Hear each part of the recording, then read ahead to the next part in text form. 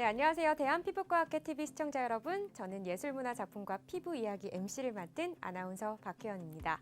예술문화작품 속 피부 이야기, 오늘은 종양편인데요. 피부 종양이 나타난 미술 작품을 살펴보고 또 그에 따른 설명을 피부과 전문의에게 들어보도록 하겠습니다. 오늘도 설명을 위해서 한양대학교 구리병원 서현민 교수님께서 함께해 주셨습니다. 교수님 안녕하세요. 네, 안녕하세요. 한양대학교 구리병원 피부과 서현민입니다.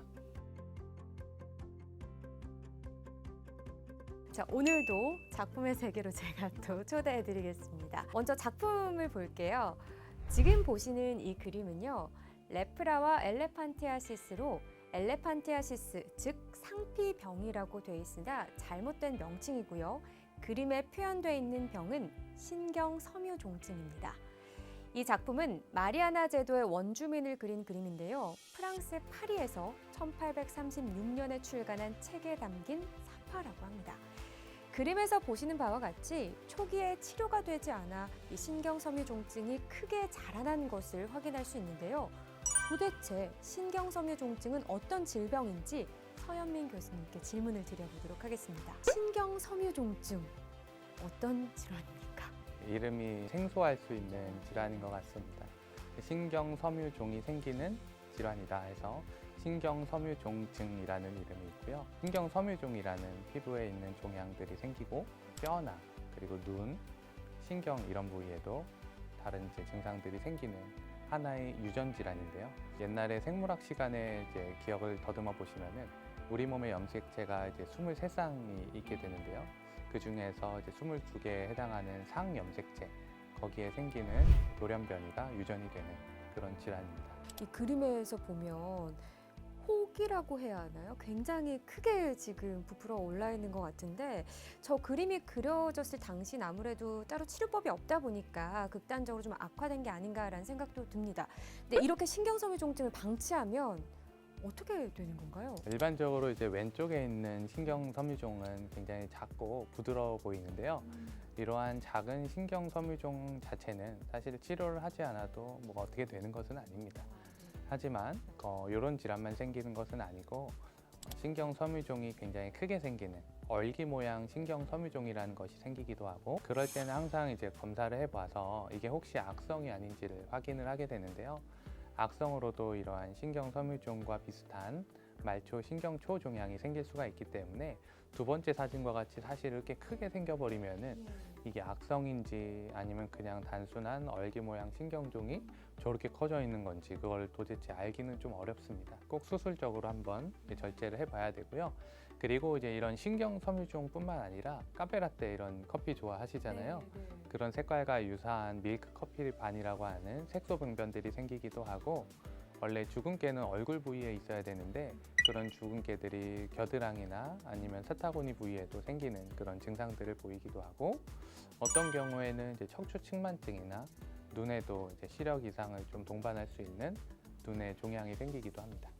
저 시대에는 치료가 쉽지 않았다면 현재는 어때요? 신경섬유종증은 여러 가지 증상들을 동반을 할 수가 있기 때문에 피부과에서만 치료를 하는 것이 아니라 여러 가지 과들이 협력해서 치료하는 다학제적인 접근이 필요할 수가 있고요.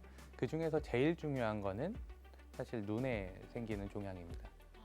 그래서 만 10살 정도가 넘어가게 되면은 1년에 한 번 정도는 안과 검진을 통해서 시신경 경로에 혹시 종양이 생기는지 그런 여부를 살펴봐야 되고, 그리고 신경섬유종이나 밀크 커피반 같은 경우는 사실 치료를 수술적으로 신경섬유종을 제거해 볼 수 있고, 밀크 커피반은 우리가 기미 같은 질환을 치료하듯이 레이저를 여러 번씩 해볼 수가 있는데요. 치료들이 사실은 수술은 하나하나가 아프고, 그리고 색소 질환은 치료가 오래 걸리기 때문에 기능적으로 불편한 부위가 있으시면 그런 걸 수술을 해드리거나, 아니면 미용적으로 불편한 부위가 있으시면 그런 데 레이저나 수술을 해드리는 방향으로 치료를 하고 있습니다. 이번에는 악성 흑색종에 대해서 또 알아보도록 하겠습니다. 이 악성 흑색종은요, 겉으로 보기에는 검은색 점과 비슷하게 보인다고 하는데, 이런 검은 점을 표현한 그림이 또 있습니다. 한번 보시죠. 첫 번째 작품은 스페인의 천재 화가 프란시스코 고야의 작품입니다. 스페인의 왕 카를 4세와 그의 가족들을 실물 크기로 묘사한 작품인데요. 왕실의 가정적 친밀감과 여왕 중심적인 모습을 담아냈습니다. 이 그림을 자세히 보시면요. 오른쪽 관자놀이에 상당히 큰 점을 지닌 여성이 보이실 거예요. 이 여성은 여왕의 여동생인 마리아 요세파로 이 작품이 완성되고 6개월 후에 사망한 것으로 알려졌습니다.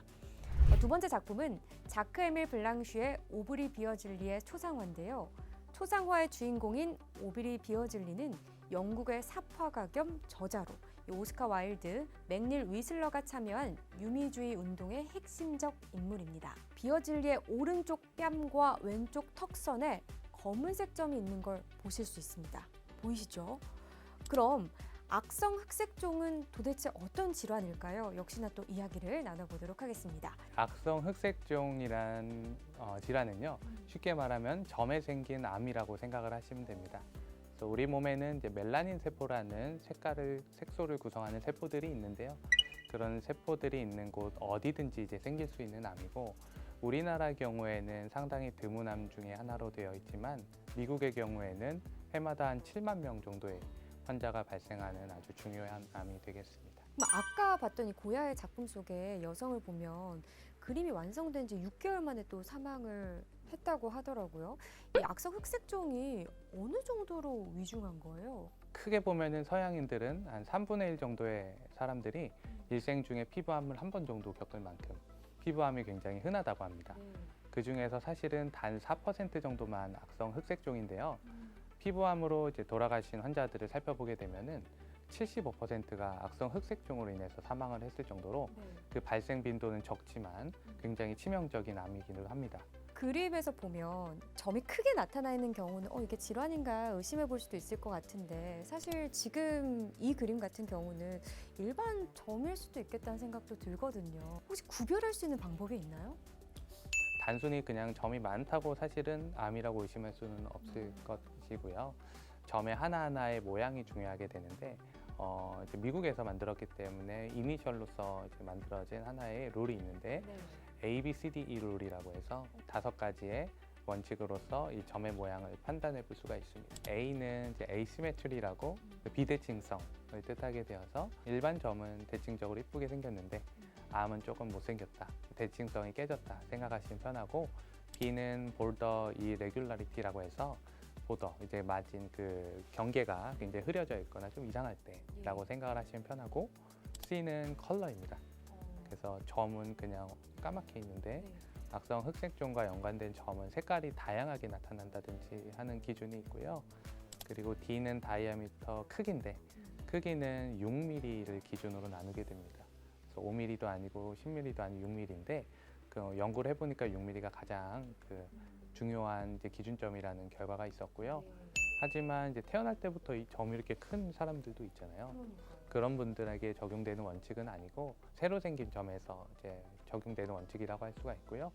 마지막으로 E는 에볼루션이라 그래서 점의 변화가 있을 때로 기억을 해주시면 돼서 증상이 없던 점이 갑자기 가렵거나 출혈이 있거나 아프거나 혹은 튀어나오거나 하는 증상이 있을 때는 피부과 전문의의 진단을 받아보시는 게 좋겠습니다. 이 영상을 보신 시청자 여러분께서도 아마도 이 신경섬유종증과 악성 흑색종에 대해서 이번 기회에 잘 알게 되셨을 것 같아요. 악성 흑색종은 예후가 안 좋은 심각한 질병인 만큼 혹시 내 몸에 있는 점이 의심이 가신다면 꼭 피부과 전문의의 상담을 받아보시길 바라겠습니다.